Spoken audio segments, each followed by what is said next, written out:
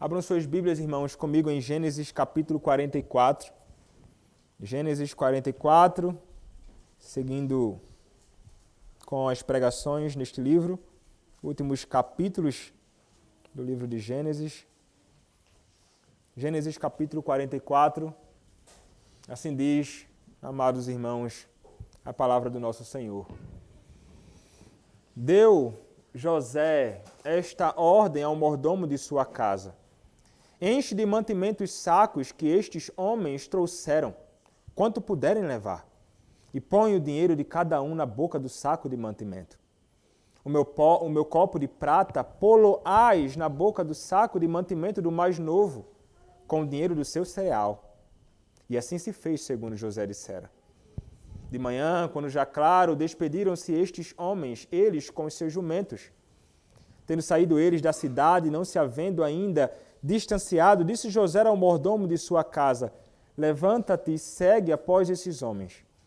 E alcançando-os, lhes dirás: por que pagastes mal por bem? Não é este o copo em que bebe meu senhor, e por meio do qual faz as suas adivinhações? Procedestes mal no que fizestes. E alcançou-os e lhes falou essas palavras. Então lhe responderam: por que diz meu senhor tais palavras? Longe estejam teus servos de praticar semelhante coisa.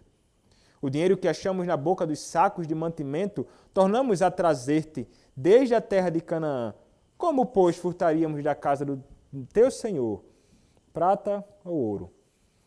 Aqueles dos teus servos com quem for achado, morra, e nós ainda seremos escravos do meu senhor.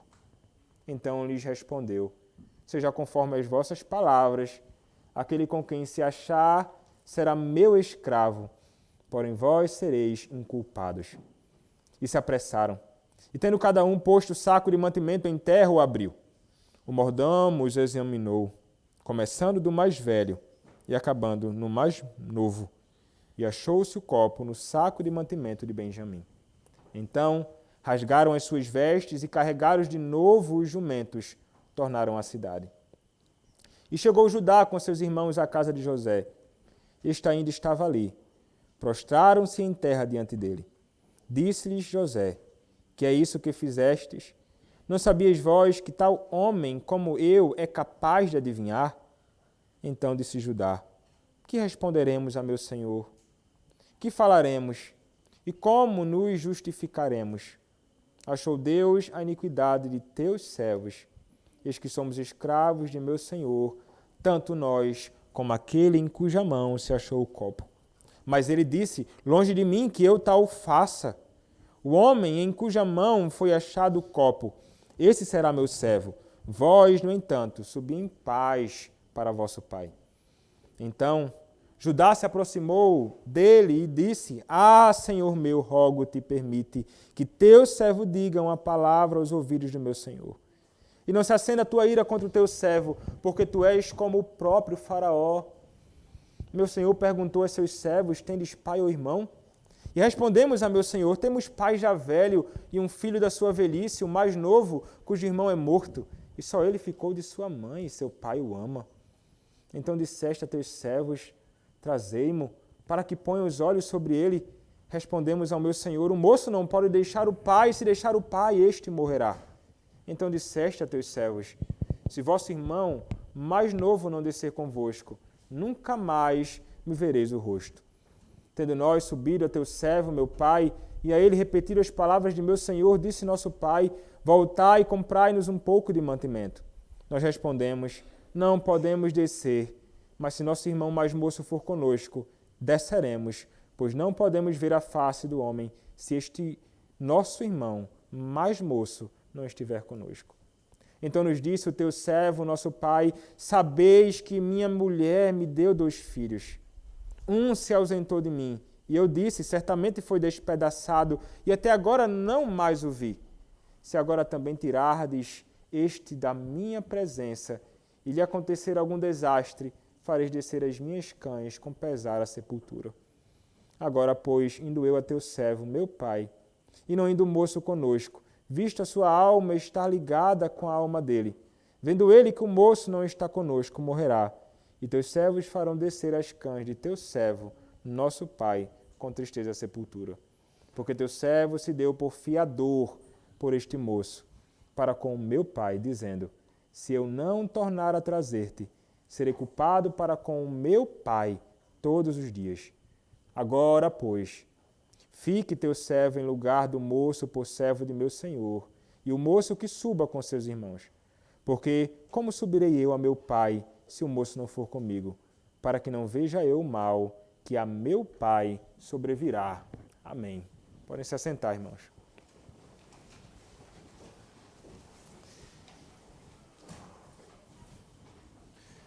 Vamos orar mais uma vez ao Senhor.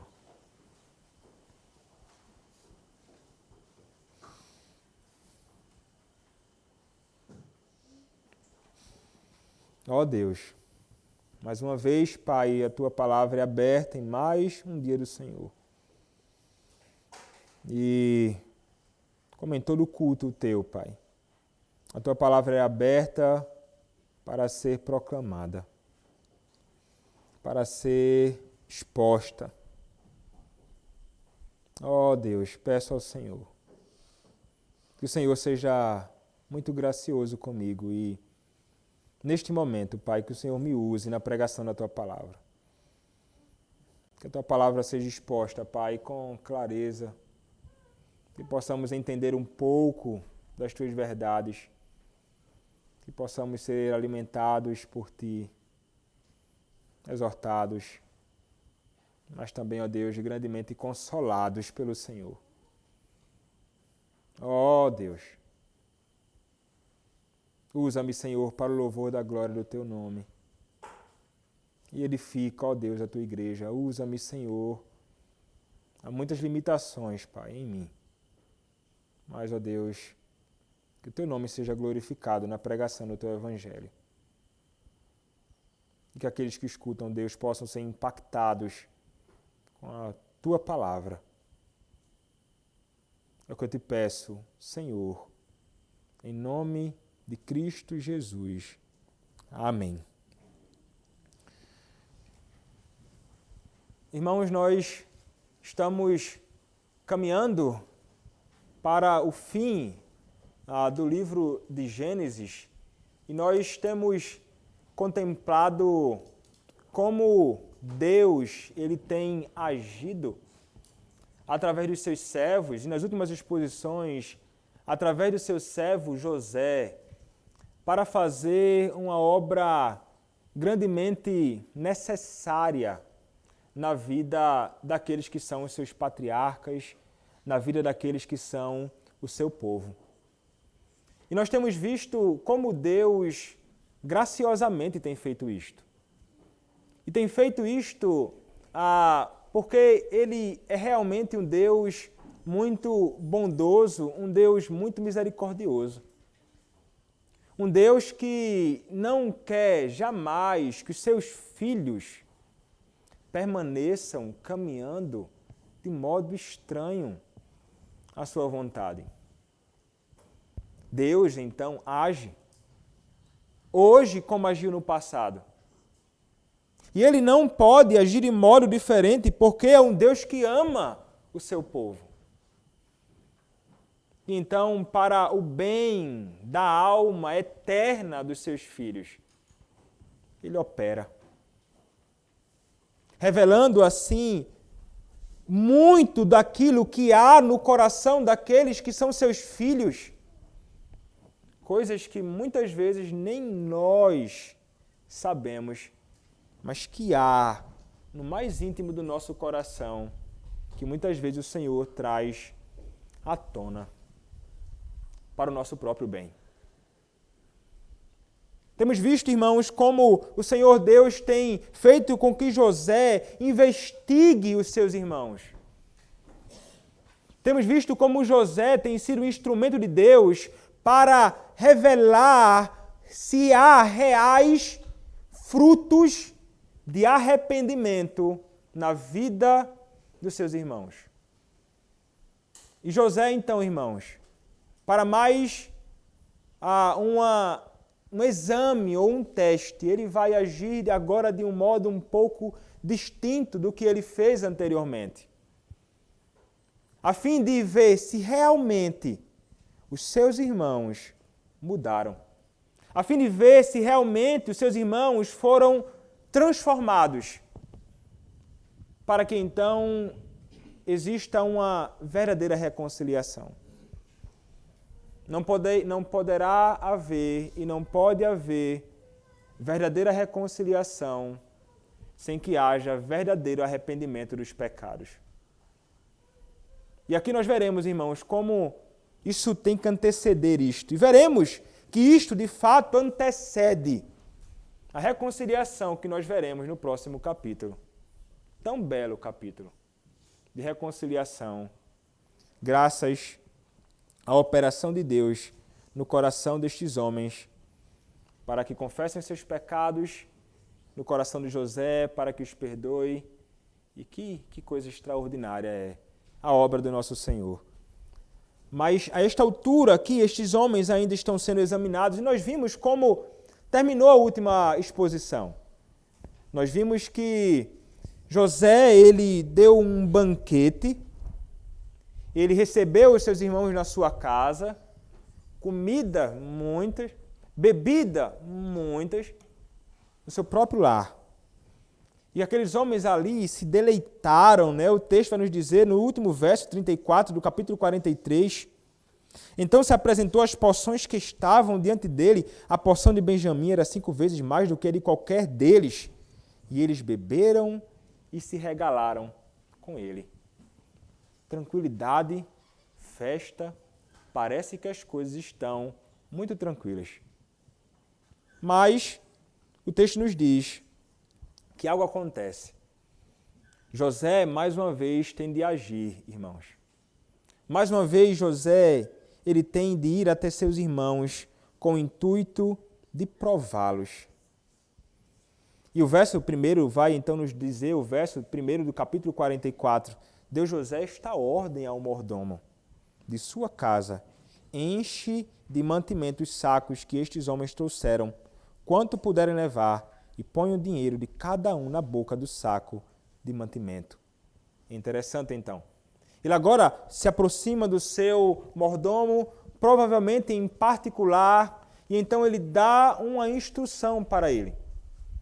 Ele vai dizer, olha, você deve pegar, encher os sacos destes homens de mantimento, mas não somente isto, faça o seguinte, pega o meu copo de prata e coloca no saco do mais novo, Benjamim. Faz isto. E então, aquele homem, ele atende à ordem do seu senhor. Ele não somente faz com que os sacos sejam cheios de mantimento, mas ele também coloca ali, na sacola do mais jovem Benjamim, aquele copo de prata. Então, aqueles homens, no dia seguinte, pela manhã, saem retornando para a sua terra, Canaã. Este é o propósito, nós vamos retornar. Parece que as coisas estão muito bem. Tudo em paz, consciência aparentemente tranquila. Chegaram angustiados na casa de José, saem em paz, retornando ali para o seu lar. Então, enquanto eles estão saindo, caminho rumo à sua terra, José então vai dizer ao seu mordomo.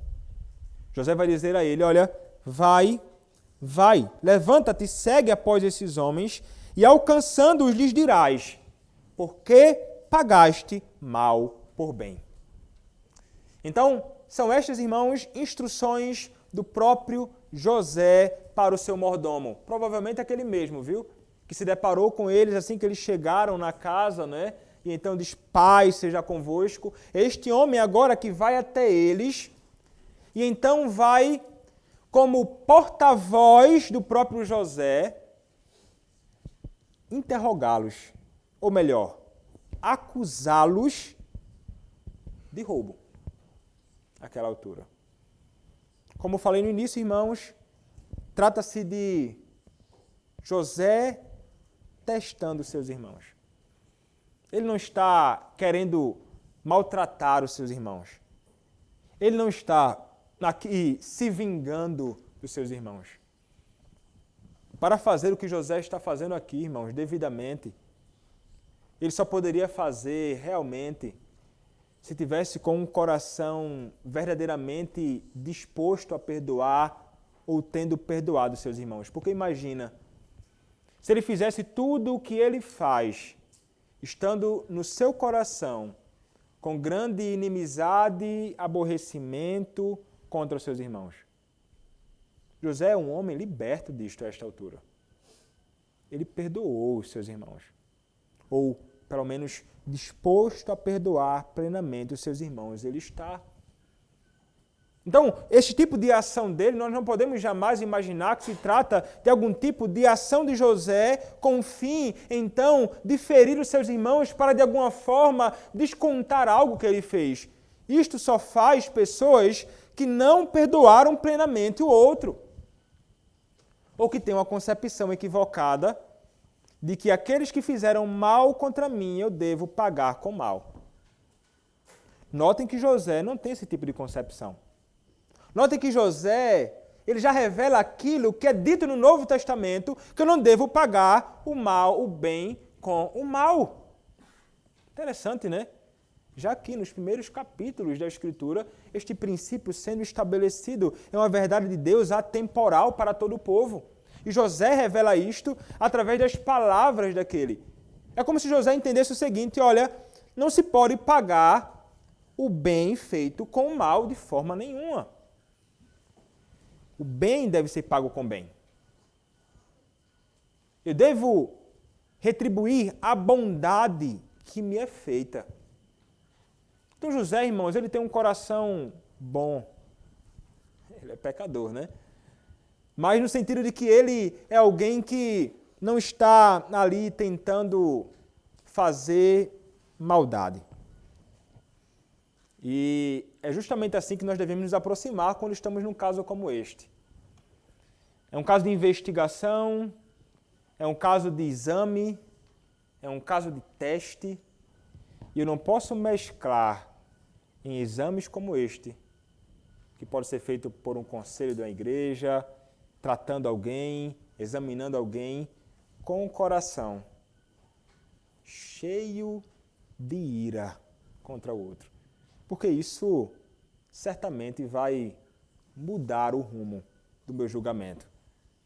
Vai mudar o rumo do meu julgamento, vai mudar o rumo das minhas ações, vai determinar o peso que coloco ou não. Não somente quando eu nutro algum tipo de indignação contra a pessoa, eu deveria até se retirar desse julgamento, né? Se eu estiver envolvido no caso, porque vai comprometer um julgamento claro, real, justo da causa.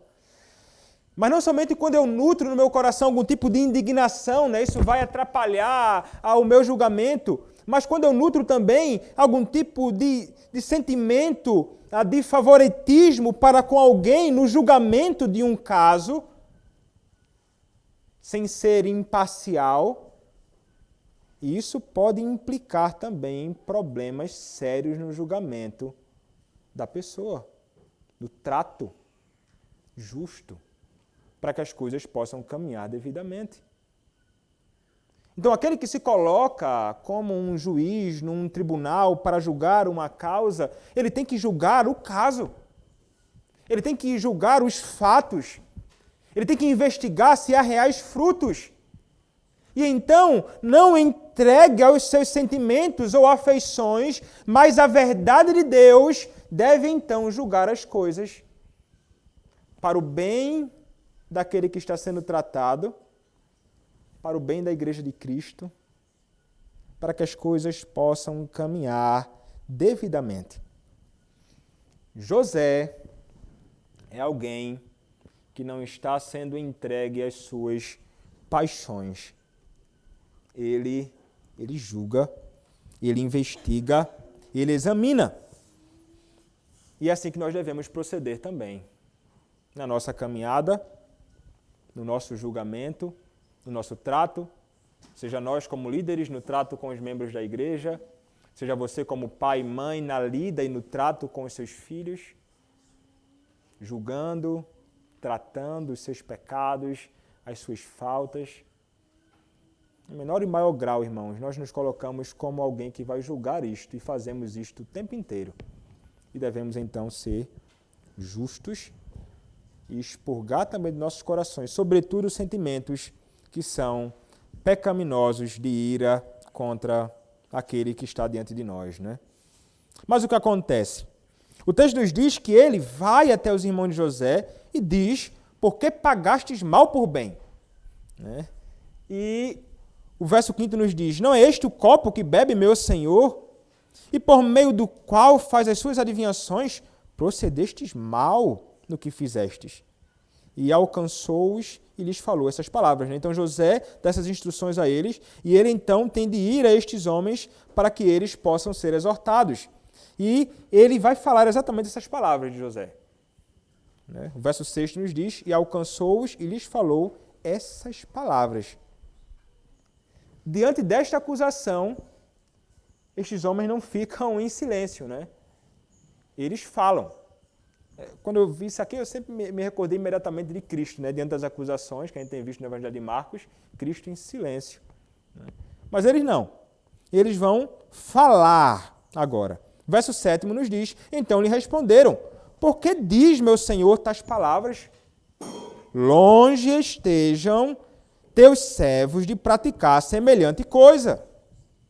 O dinheiro que achamos na boca dos sacos de mantimento tornamos a trazer-te desde a terra de Canaã. Ele vai dizer: nós levamos dinheiro no saco lá, não ficamos, não roubamos nada, trouxemos, andamos até aqui, está nas tuas mãos. Como é que pode nos acusar de ter roubado um copo? Não é? Jamais faríamos algo desta natureza. De forma nenhuma. Eles vão manifestar.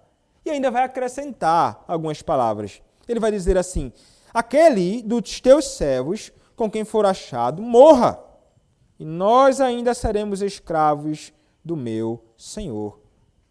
Então o mordomo vai responder dando um abrandamento à pena proposta por eles, né? O que ele vai propor? Em quem for achado o copo, que morra. Aí o mordomo vai olhar assim: rapaz, peraí, meu amigo, não precisa disso tudo também não, né? Como se ele pensasse assim: não precisa disso tudo não. Seja conforme as vossas palavras. Aquele que com quem se achar será meu escravo, porém vós sereis inculpados. Pronto, ele dá um abrandamento na pena, não precisa disso tudo não. E então o que acontece? Eles apressadamente, eles estão angustiados com aquele tipo de acusação, então eles apressadamente abrem os sacos de mantimento, né, na terra, ali naquele lugar. O mordomo vai, examina, começa do maior, do mais velho ao mais jovem, semelhantemente àquilo que aconteceu na distribuição do alimento à mesa anteriormente. E então esses homens são encontrados com a taça de prata de José no saco. O que é interessante, irmãos, nessa manifestação deles diante da acusação, é que, primeiramente, eles se manifestam porque realmente não havia culpa no furto da taça de prata. Então, eles se manifestam e dizem: olha, ele não vai dizer assim: não está comigo. Vai dizer: não está comigo, né? Alguém está sendo uma espécie de falando aqui em nome dos outros, né? Ele vai dizer assim: não, ele entende: não, eu não tirei isto, não tomei, nem ninguém aqui. Nunca faríamos isto. Né? Então, eles primeiro entendem que não há culpa e imagina, ele presume que os outros não seriam capazes também de fazer algo desta natureza. Então ele pensa: não há culpa em ninguém aqui. Estamos em paz com isto, porque nada fizemos. E a prova de que eles estão tão amedrontados também, mas ao mesmo tempo pensando, isso nunca aconteceria, é que eles vão apresentar uma penalidade exagerada para aquele que furta. Eles não investigaram o saco de ninguém. Apressadamente, então, diz que seja morto aquele que achar o saco. Ou melhor, a taça de prata no saco. Imagina.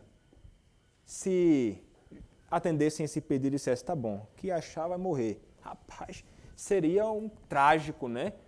Uma proposta de justiça apressada feita pelos servos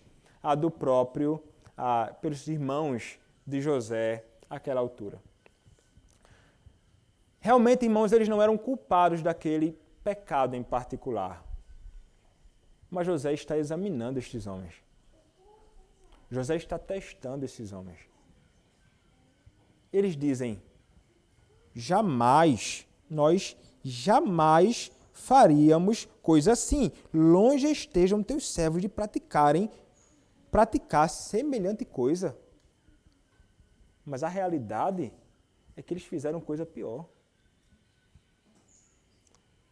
É como se eles imaginassem assim, não. De forma nenhuma eu faria algo dessa natureza.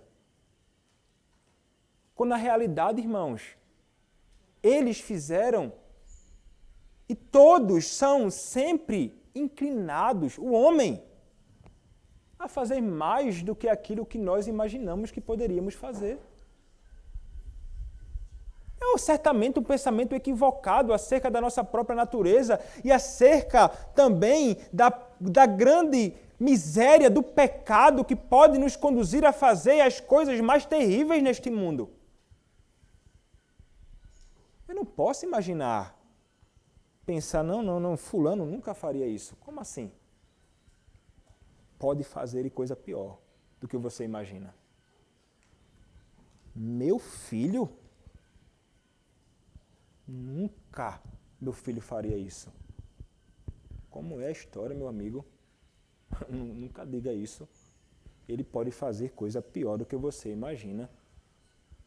Meu esposo, minha esposa nunca faria isso. Não, irmão. Não é que você deve ficar desconfiando da sua esposa, do seu filho. Eu não estou sugerindo isso. Mas não imagine que você não é capaz de cometer as maiores atrocidades nesta vida. Não imagine que esse tipo de coisa não possa acontecer. Não se admire se aquele sobre quem você pensa algo dessa natureza pecar. Não se admire. Porque nós estamos certos, irmãos, de que somos capazes, de que eles são capazes. E não deveríamos ficar demasiadamente surpresos quando algo dessa natureza acontece. Nós nos entristecemos, nós nos espantamos, sim, como isso pode ter acontecido.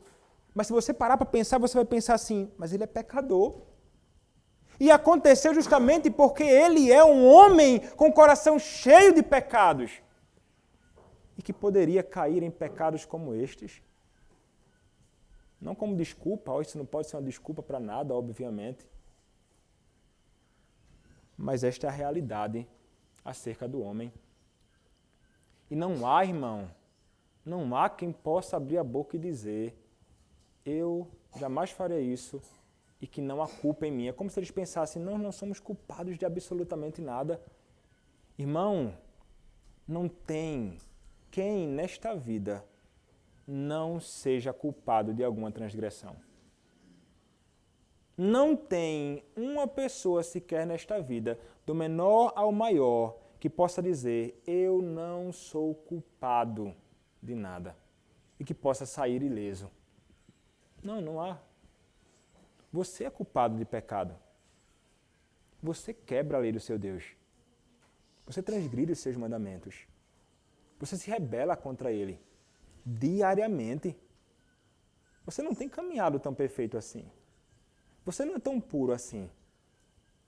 Você certamente tem feito o que é desagradável a Deus. Não podemos pensar que não somos culpados, irmãos. Somos. A lei de Deus nos revela isso diariamente. Leia a lei de Deus todos os dias. Antes da sua devoção particular, antes de você até mesmo se dobrar diante da Escritura para uma meditação mais séria, leia a lei de Deus com temor e sinceridade. E você, todos os dias vai se ver culpado de transgredir a lei de Deus. De alguma ou de outra forma. Fazendo o que não deveria fazer, ou quando deixa de fazer aquilo que deveria fazer. Pense. Medite na lei. Pega os nossos padrões doutrinários. Observa a explicação detalhada acerca dos pecados cometidos contra Deus na transgressão da lei. E eu não tenho dúvida que você vai dizer, eu sou culpado de transgredir a lei de Deus. Sou muito capaz de fazer coisas piores do que as que tenho feito. O coração do homem, ainda redimido, irmão, é cheio de pecado. Somos pecadores redimidos pela graça, mas ainda não estamos no estado de glória. Ainda há muita corrupção no meu coração, ainda há muita corrupção no seu coração, ainda há muita corrupção no coração dos seus filhos. Muita, que precisa ser tratada por Deus. Para que mudemos, para que sejamos transformados, precisamos do Senhor em todo este processo.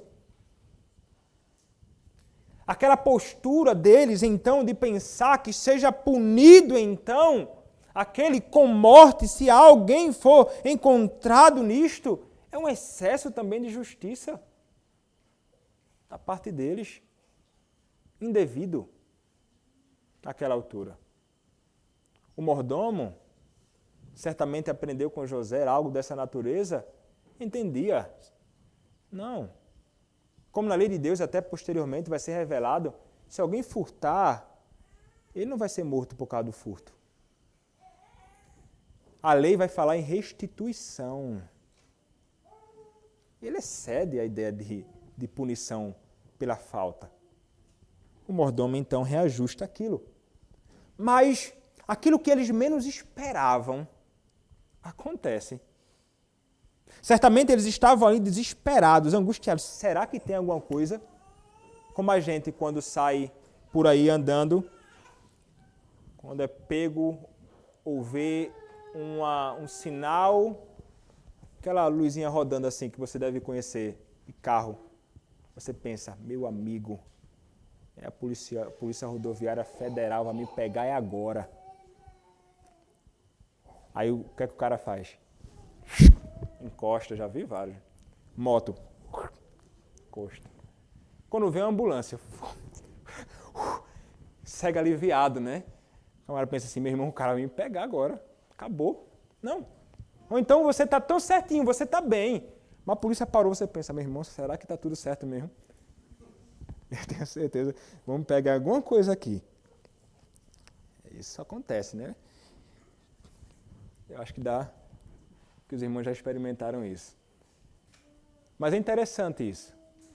Porque eles certamente estavam ali, pegando os seus sacos e pensando, peraí, não cometemos nada dessa natureza.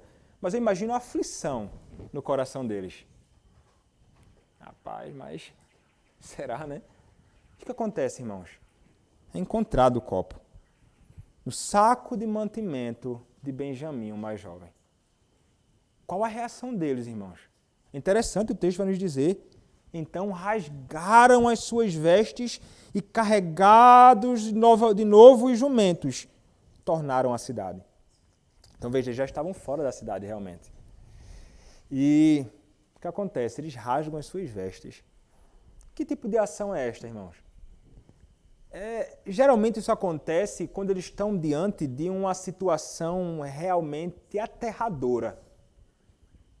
Quando a vida de alguém está em risco, quando algo grave acontece ou está para acontecer, quando um pecado terrível é cometido, as vestes são rasgadas. Você deve se recordar que isso aconteceu anteriormente em Gênesis capítulo 37, quando Jacó tem ciência daquilo que aconteceu com o seu filho, José. Rasga as suas vestes. Aquilo ali foi algo impactante demais para ele. Aqui, irmãos, o texto nos diz que eles todos rasgaram as suas vestes. Isso diz muito, irmãos, sobre estes homens agora. José está testando, vai ser levado como escravo aquele que foi encontrado. O que foi que eles fizeram no passado? Venderam José como escravo. Rasgaram as suas vestes por causa daquilo que aconteceu? Não. Pegaram as vestes de José, melaram com sangue. Levaram até seu pai sem o menor tipo de sensibilidade pelo seu pai. Veio o seu pai rasgar as vestes e nada fazem. Agora, eles, como que se colocando no lugar do pai, eles rasgam as suas vestes, porque Benjamim vai ser escravo no Egito. Benjamim vai ser escravo no Egito e eles não querem que isso aconteça. Meus irmãos, o que é isto senão a manifestação de um coração de homens que está sendo verdadeiramente transformado? De homens que se abalam e que ficam profundamente abalados com a simples conclusão de que aquilo haverá de acontecer, cientes de que aquilo ali é algo muito ruim, não somente para Benjamim, mas como vai ficar evidente mais à frente, até para o próprio pai deles. Eles ficam então abatidos, eles rasgam as suas vestes. Há aqui, meus irmãos, uma mudança na vida destes homens. É impressionante, irmãos, nós contemplarmos isto acontecendo. Quem jamais diria que estes homens um dia fariam esse tipo de coisa? Quem jamais diria assim, puxa vida, eu tenho fé que eles vão mudar, que não vão fazer mais o que fizeram no passado? Porque, meus irmãos, nós somos muito inclinados, é inclinação natural nossa, nós contemplarmos alguém fazendo algo terrível, e geralmente pensamos assim, não há a menor possibilidade desse homem mudar. Como? Fez tanta coisa ruim. Mas essa pessoa tão ruim. Não, de forma nenhuma. Não tem como. Nós somos calvinistas e entendemos, não, o homem é salvo pela graça. Nós somos transformados pelo Senhor por graça abundante dele. Mas às vezes falamos uma bobagem dessa, né? Porque é como se imaginássemos assim, não, o homem, ele só pode ser alvo da graça de Deus na restauração se ele for bom. Peraí, mas é por causa da minha bondade que Deus me restaura algo? É por causa da minha bondade que Deus me salva? Nunca foi, meu irmão. Então não há homem no estado tão ruim que o Senhor não possa de fato mudar e quebrar. E o Senhor fez isto com estes homens todos. Com esses irmãos de José, todos. Humilhando-os. Foi necessário, irmãos, humilhação como esta, para que estes homens começassem a ter os seus corações quebrados. Foi necessário que o Senhor tratasse com eles com dureza pública, para que eles pudessem então ter os seus corações verdadeiramente quebrantados e reveladas também uma mudança real no coração deles. É o Senhor agindo. E o Senhor age de diversas formas para tratar os seus filhos. Para que seus filhos reconheçam a miséria do pecado, para que seus filhos reconheçam a malignidade do pecado, para que seus filhos reconheçam quem eles de fato são, para que seus filhos tenham uma visão distinta agora do que é o pecado e se sintam verdadeiramente tristes com o simples pensamento acerca de algo que é contrário à vontade de Deus. Isso só acontece se o Senhor operar nos nossos corações, mudando o nosso ser. Isso acontece se o Senhor operar nos nossos corações, vivificando a minha e a tua alma. E é exatamente, meus irmãos, isto que o Espírito Santo de Deus, naqueles dias, estava operando no coração dos irmãos de José. Eles se abatem gravemente naquele contexto. Mas então o que acontece? Nós já vimos anteriormente esses homens se vendo, olhando para si mesmos como culpados de pecado. E agora então nós olhamos para o texto vai nos dizer: e chegou Judá com seus irmãos à casa de José. Então vejam, eles estavam saindo, eles ao invés de agirem como no passado, indo embora, estava com as coisas lá, poderia ir embora assim. Não, eles voltaram. Né? Vamos voltar para o Egito. Encarar o homem que pode nos julgar e nos condenar pelo que fizemos aqui. Mas eles, vejam a coragem desses homens agora. Vejam que eles estão dispostos a resolver aquela questão. Eles estão retornando. Eles voltam à cidade. E chegou então Judá com seus irmãos à casa de José. Verso 14. Este ainda estava ali, e prostraram-se em terra diante dele. Notem aqui, é interessante, viu? Nós já temos visto já, desde o domingo passado também, que Judá está começando a ser indicado como alguém que assume a liderança daqueles homens. Os irmãos mais velhos, Rúben, Simeão, Levi, não estão assumindo a proeminência aqui. Judá começa a ser revelado como aquele que será um cabeça deles, líder dele. Judá, ele vai se revelar aqui como um personagem central na narrativa de Gênesis. Não José, Judá começa a se revelar com proeminência, sendo apontado aqui. Ele, então, vai até José, e é interessante que eles vão se prostrar diante de José. Eles se humilham diante de José. E então o verso 15 nos diz: disse-lhe José, que é isso que fizestes? Não sabíeis vós que tal homem como eu é capaz de adivinhar? Então, é interessante porque José ele está se utilizando daquilo que era muito comum naqueles dias. Existia adivinhação. Misturavam óleo com água, água com óleo, óleo com vinho.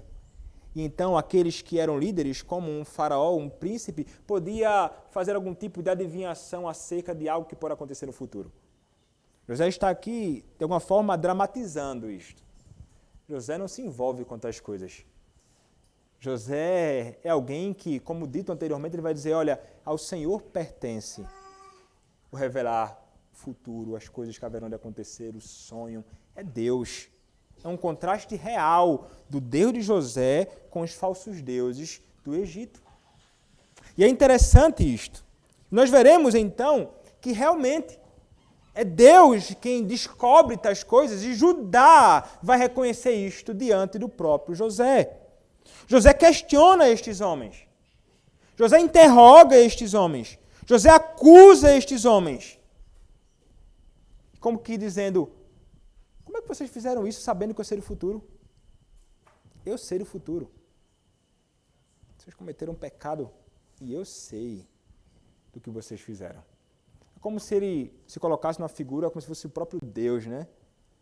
Porque é Deus quem faz isto. É Deus, meu irmão e minha irmã, que como diz o Salmo de número 139, é o Deus que sabe dos nossos pecados, todos. É um Deus que sabe exatamente daquilo que se passa no nosso coração. Não há onde possamos nos esconder. Não há lugar que Deus não possa nos ver. Isto é fato. Então ele vai declarar isso para estes homens e o que acontece? Veja o que acontece, irmãos, o texto vai nos dizer. Verso 16, então disse Judá, olha Judá mais uma vez, que responderemos a meu Senhor? Que falaremos? E como nos justificaremos? Achou Deus a iniquidade de teus servos, eis que somos escravos de meu Senhor, tanto nós como aquele em cuja mão se achou o copo. Mas ele disse, longe de mim, que eu tal faça. O homem em cuja mão foi achado o copo, esse será meu servo. Vós, no entanto, subi em paz para vosso pai. Vejam, irmãos, é interessante essa postura de Judá aqui. Ele vai dizer, o que responderemos?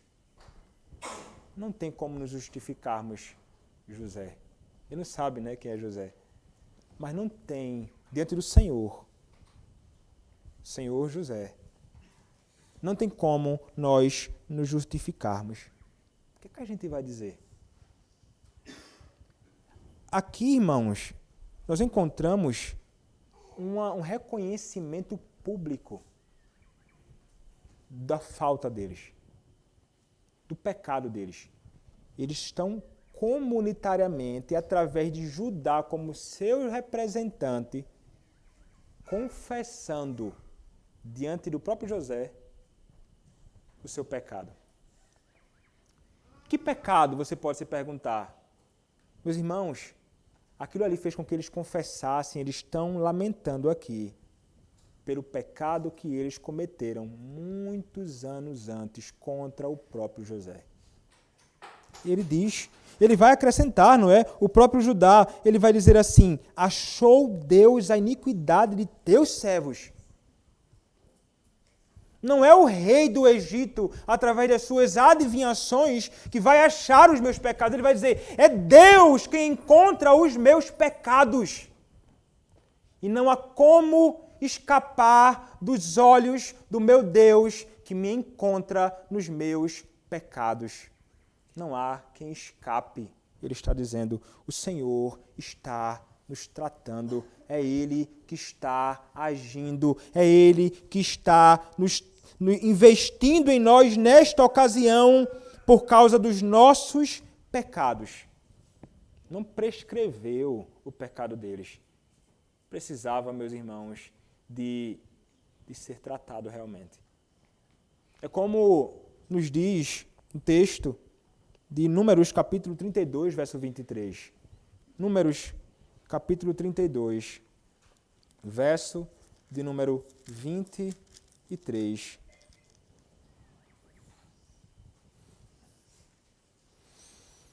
Porém, se não fizerdes assim, eis que pecastes contra o Senhor, e sabei que o vosso pecado vos há de achar. O vosso pecado vos há de achar. Não tem como se esconder. Não tem como escondermos de Deus. Podemos esconder de todo mundo. Podemos esconder dos nossos irmãos, podemos esconder dos nossos pais, podemos esconder do nosso cônjuge, podemos esconder dos nossos filhos, podemos esconder de quem quer que seja, mas o nosso pecado, nesta vida ou no dia do julgamento, será revelado. Não há quem escape.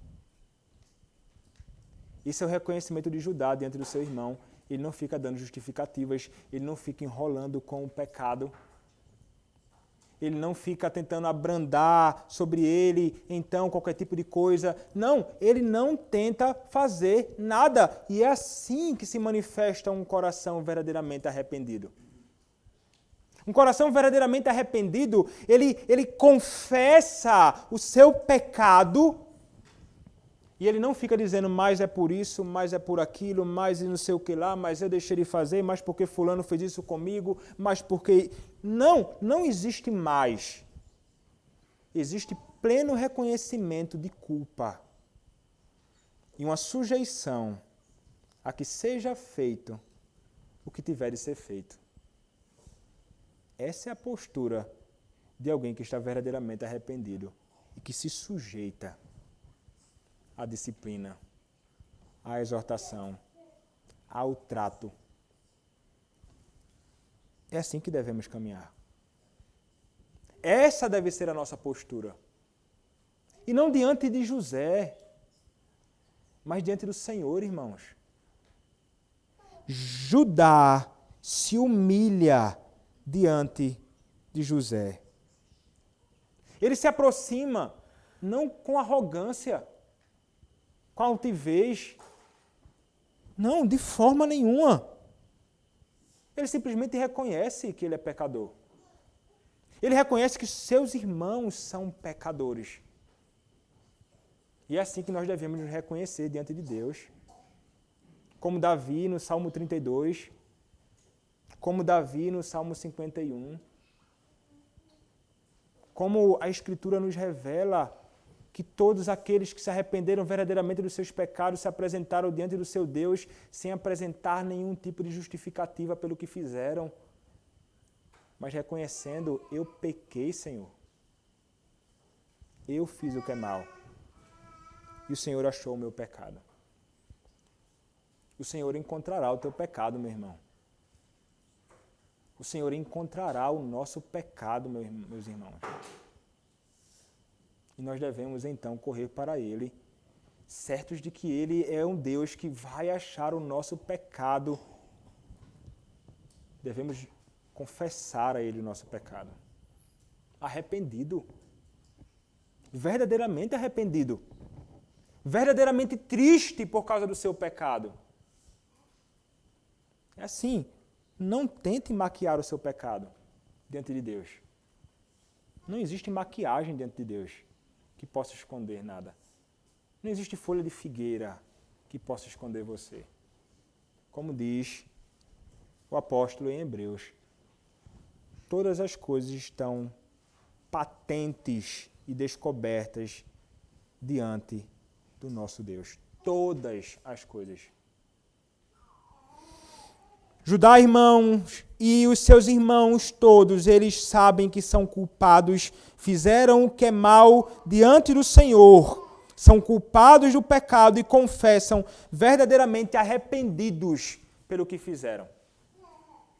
José, semelhantemente ao que fez o mordomo, sob a orientação dele mesmo, vai então dizer, olha, não, o que vai acontecer é o seguinte, ele vai ser meu servo. Ele vai ser meu servo e vocês poderão voltar em paz para a casa de vocês. Em paz. Mas Judá, mais uma vez, não está satisfeito com aquilo. E é interessante, a partir do verso 18, nós veremos o maior discurso que você vai encontrar aqui no Antigo Testamento. O maior discurso de alguém. É o de Judá, diante de José. Naquele momento. Ele vai rogar, ele vai apelar, ele vai apresentar. E é interessante, ele faz um resumo daquilo que aconteceu anteriormente. Então Judá se aproximou dele e disse, Senhor meu, rogo-te, permita que teu servo diga uma palavra aos ouvidos do meu Senhor e não se acenda a tua ira contra o teu servo, porque tu és como o próprio faraó. Meu Senhor, teu servo, permita que eu me aproxime de ti, que eu fale alguma coisa aos teus ouvidos, não se irrite comigo. Veja que coisa interessante. Veja que postura, irmãos, humilde, de um coração transformado por Deus. E então ele vai dizer tudo aquilo que aconteceu. Que José havia questionado, tem pai, tem irmão. E ele então vai descrever o seu retorno à casa deles. Vai descrever que lá então eles disseram, olha, nosso irmão tem que voltar conosco. Aquele homem disse que se voltarmos sem ele, não veremos mais a sua face. Outra coisa, Senhor, meu pai ama demais este seu filho. É o filho mais moço.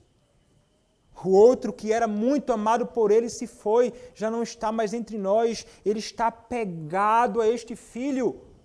Se algo acontecer a ele, meu pai morrerá, o meu pai, o meu pai, o meu pai, o meu pai. Ele repete, pai, pai, pai, 14 vezes nessa parte.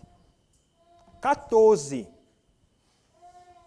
Anteriormente, eles não estavam nem um pouco preocupados com seu pai.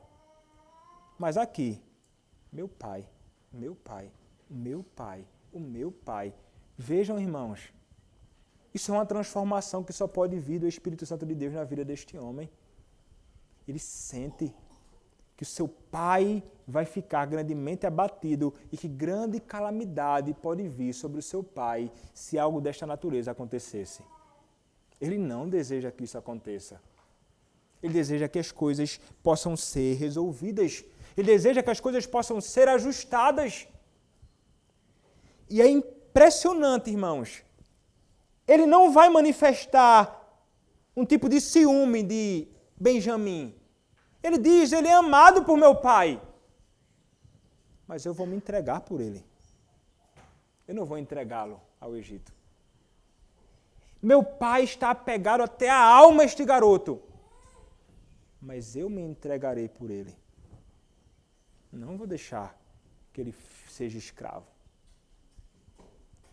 Eu não deixarei que sofra ele aquilo que José sofreu no passado. Meus irmãos, Judá, ele vai entregar a sua própria vida e a sua própria liberdade pela liberdade e pela vida de Benjamim. Ele se coloca como um substituto. Ele se coloca como um fiador do seu irmão. Todos eram culpados, inclusive Benjamim, de pecado. Mas ele diz, eu farei isto. Ele diz no finalzinho do verso 33, agora, pois, fique teu servo em lugar do moço, por servo do meu Senhor, e o moço que suba com seus irmãos. Porque como subirei eu a meu pai, se o moço não for comigo, para que não veja eu o mal que a meu pai sobrevirá. Ele se entrega sacrificialmente por todos naquela altura. Que coisa impressionante contemplarmos isto. Não, isso não vai acontecer. Irmãos, isto é interessante. Primeiramente pensando nesta disposição dele, nesta coragem de Judá e nesta disposição de se sacrificar. Ele se sacrifica pelo outro, que são seus irmãos. Cabe a nós pensarmos um pouco sobre isto também na nossa vida. Quantos de nós estariam dispostos a se sacrificar em favor do outro? Quantos de nós? Veja, isso é sobretudo requerido de mim como homem e de você como homem, sobretudo você que é casado, nós que iremos casar, jovens rapazes, a Escritura vai dizer para nós que nós somos chamados a revelarmos um amor sacrificial pela nossa esposa. Nós somos chamados a morrer pela nossa esposa, a entregarmos a nossa vida. Qual o padrão? A Escritura nos diz, assim como Cristo morreu pela sua igreja. É isso que você tem feito, meu irmão, por sua esposa. Você tem se sacrificado pela sua esposa. Você tem entregado a sua vida por ela. Você tem cuidado dela. Você tem zelado por ela. Você tem a santificado. É o seu dever. É a sua responsabilidade. É aquilo que Deus requer de nós. Sacrifício real, palpável, não só de palavras, mas na vida. Como uma demonstração de amor real por Deus e pela sua esposa, você é chamado a se sacrificar por ela. Nós somos chamados a nos sacrificar também pelos nossos irmãos em Cristo. A fazermos morrer a nossa vontade, que geralmente prevalece. Queremos fazer a nossa vontade. Os meus próprios interesses é que estão em jogo. Estou pouco me importando com fulano de tal. Eu quero é ficar bem. Não existe isso. Trata-se de um corpo, meu irmão. Você não está sozinho. Você deve se sacrificar pelo seu irmão em Cristo. Você deve abrir mão das suas vontades para o bem do seu irmão, para o bem da Igreja de Cristo, para a prosperidade do povo de Deus. Sacrifício. Não somos chamados para viver para nós mesmos, irmãos. Nós somos chamados para viver para Deus, para Ele, como sacrifício real e vivo perante Ele. Não mais sacrifícios de animais. Nós somos sacrifício vivo, como vai dizer Paulo em Romanos capítulo 12. Nós somos. Mas é impressionante como Judá, ele vai apontar para Cristo aqui. Você conseguiu perceber isso? Judá se apresenta como fiador pelo seu irmão. Quem é que faz isto, irmãos? Quem é que se entrega como fiador no nosso lugar? Quem é que morre no meu e no teu lugar? Interessante. Cristo é quem faz isto. Ele é o nosso fiador. Se você olhar comigo para o que diz a palavra em Hebreus capítulo 7, você vai encontrar o apóstolo falando o seguinte. Hebreus capítulo 7, a partir do verso 20. A palavra nos diz o seguinte. E visto que não é sem prestar juramento, porque aqueles que sem juramento são feitos sacerdotes, mas este com juramento por aquele que lhe disse, o Senhor jurou e não se arrependerá, tu és sacerdote para sempre. Por isso mesmo, Jesus se tem tornado fiador de superior aliança. Ora, aqueles que são feitos sacerdotes em maior número, porque são impedidos pela morte de continuar. Este, no entanto, porque continua para sempre, tem o sacerdócio imutável. Por isso também pode salvar totalmente os que por ele se chegam a Deus, vivendo sempre para interceder por eles. Com efeito, nos convinha um sumo sacerdote como este, santo, inculpável, sem mácula, separado dos pecadores e feito mais alto do que os céus, que não tem necessidade, como os sumos sacerdotes, de oferecer todos os dias sacrifícios, primeiro por seus próprios pecados, depois pelos do povo, porque fez isto uma vez por todas, quando a si mesmo se ofereceu. Porque a lei constitui sumos sacerdotes a homens sujeitos à fraqueza, mas a palavra do juramento, que foi posterior à lei, constitui o Filho, perfeito para sempre. Jesus se tem tornado fiador de superior aliança. Cristo, fiador, nosso substituto. Exatamente aquilo que nós lemos, irmãos, também no nosso padrão doutrinário. Quando nós lemos na confissão da nossa fé, no capítulo 11, terceira seção, o que é que Cristo faz? Cristo, pela sua obediência e morte, pagou plenamente a dívida de todos os que são justificados e, em lugar deles, fez a seu Pai uma satisfação própria, real e plena.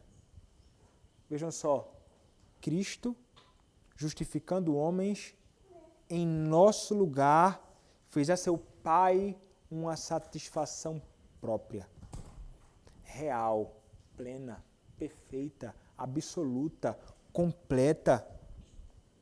Contudo, como Cristo foi pelo Pai dado em favor deles, de nós, os que fomos salvos, e como a obediência e satisfação dele, de quem? De Cristo, foram aceitas em lugar deles, de nós, ambas livremente, não por qualquer coisa neles existente.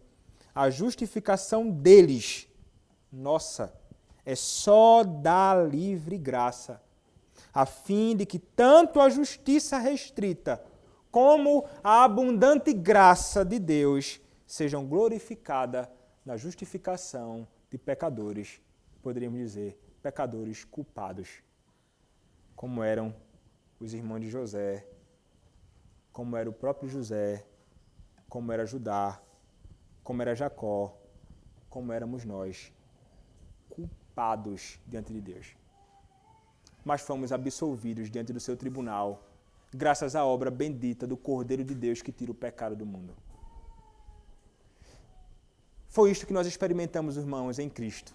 Cristo morreu no meu e no teu lugar, para que não experimentemos condenação e possamos ter vida eterna.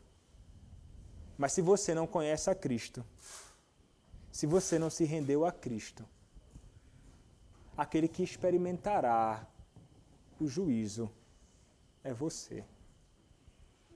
Se você não se arrepender dos seus pecados, se você não se voltar com fé para Cristo, você experimentará na sua carne, na sua alma, durante a eternidade inteira, o juízo que Cristo experimentou na cruz. Só há uma alternativa, só há um caminho, só há uma pessoa em quem você pode se refugiar, criança, jovem, adolescente, homem, é em Cristo. Corra para o Senhor Jesus Cristo e serás salvo da condenação, do pecado, do juízo. Amém. Vamos orar, irmãos. Senhor, nosso Deus, nosso Pai, nós te louvamos por Cristo Jesus, aquele que morreu no nosso lugar para nos livrar da condenação do pecado, do juízo eterno.